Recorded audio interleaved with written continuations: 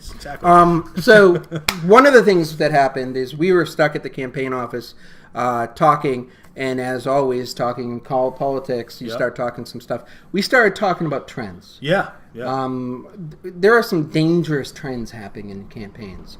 We brought it. We hashed it over. One of them is this obsession with data.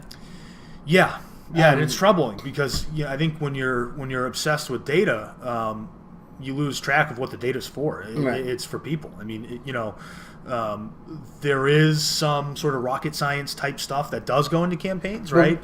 But ultimately, at the end of the day, it's about moving voters and moving volunteers and having relationships. And so, I've seen it on every campaign I've ever worked on. Right. And I know you probably have too over the last few cycles at least. And it's definitely getting worse, I think. Yeah.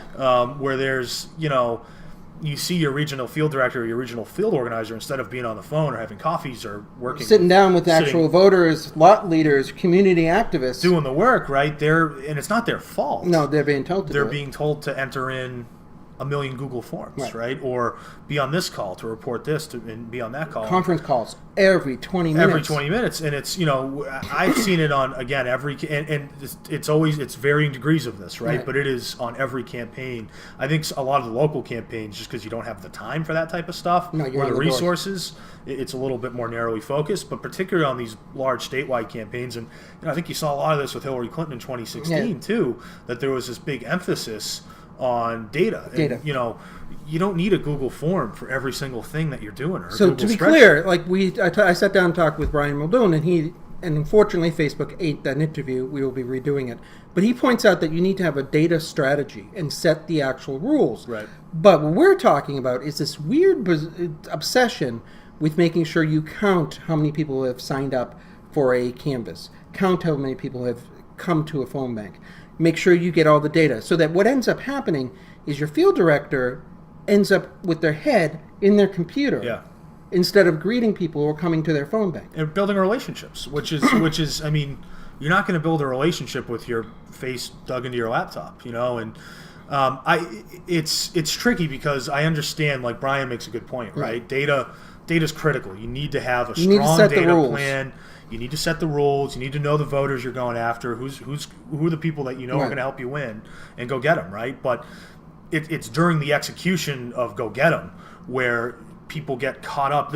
I wouldn't tie this in necessarily to the challenges with big data, right? There's definitely totally different world. There's some problems with that for sure. Yeah. This is more on just the day-to-day workload of your organizers. And again, you don't necessarily, I don't think you need to know how many canvas shifts you have out there within 5 minutes, of your canvas shift starting. At the end of the day, go back and say, hey, was the canvas full or was it not? If your field organizer is more stressed out about getting their numbers to you than they are about calling the canvassers who haven't showed up yet, or confirm calling the canvassers for tomorrow's shift or later that afternoon, or having that conversation about, hey, how'd it go? Or you don't have time for that, right? So there's I think it's, in some cases, it's sort of an over professionalization of it's a good term of what we do, right? What we do at the end of the day as organizers is win elections, and you win elections with people, and so this is a person-to-person contact. That's it. It's on the doors and it's on the phones, and it's with the volunteers, trying to get them plugged in so that they can broaden your reach, right? And so if you're spending my rule and my suggestion would be, if you're a candidate for office, or if you're putting together a field team, if there's a Google spreadsheet or a Google form or some type of system you can put together that helps you and makes sense, and it's not becoming a piece of your work and it's supplemental to what you're trying to accomplish, then by all means do that. You're going to make yourself more efficient.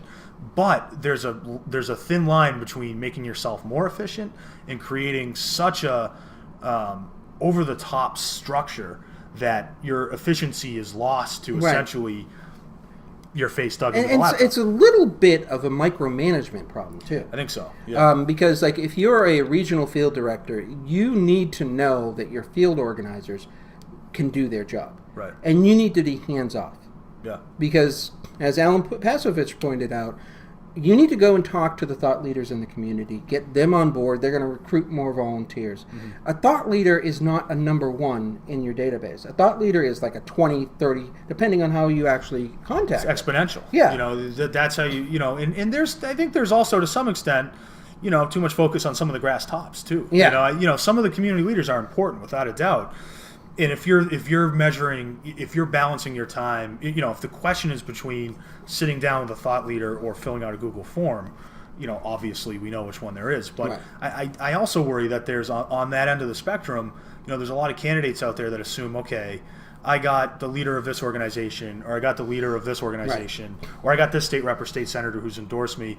That almost checks a box in their mind that, okay, I'm going to win that part. Now, of town. Greg Shanahan brought this up. His whole point was you don't want the leader of an organization. You want the person who made that person the leader. The people who can bring bodies. Bring that's bodies, ultimately yeah. what it boils down to. And Right. It's not always the leader, and often the leader has some, there's some transactional reason for why they're involved. Right. Now, don't get me wrong. There's some great people like that.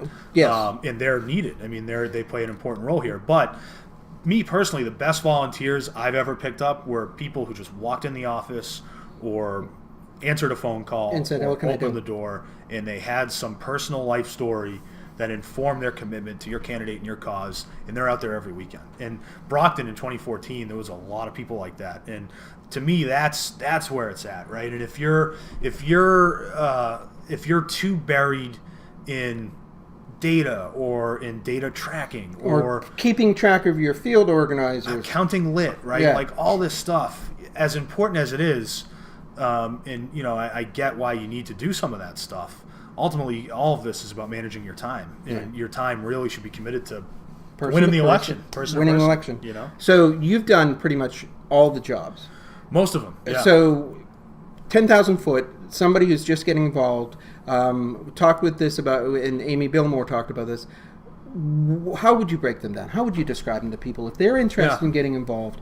How would you describe these different roles? So like different departments Yeah. of a campaign. So well, first, if you're just getting started off in politics and you want to get involved in the campaign, it's very unlikely you're going to get started out At a high level. doing fundraising or communication. If you are doing fundraising, you're making phone you're calls. making phone calls and you're doing work similar to a low level field person, which low level, by the way, they're the people who are going to win the election. Right, they're the ones who actually get it done. They're the ones who get it done. And so, but there are distinct differences between all of them. My advice, if you want to get involved on a campaign, is to just be relentless about showing up to Always stuff. show up. And just, be relentless about getting to know people on the campaign team and make yourself a resource to the extent you can. And don't become a headache for somebody either. You know what I mean? You want to really go in and fill the gaps that as a volunteer you need to fill and start making some connections.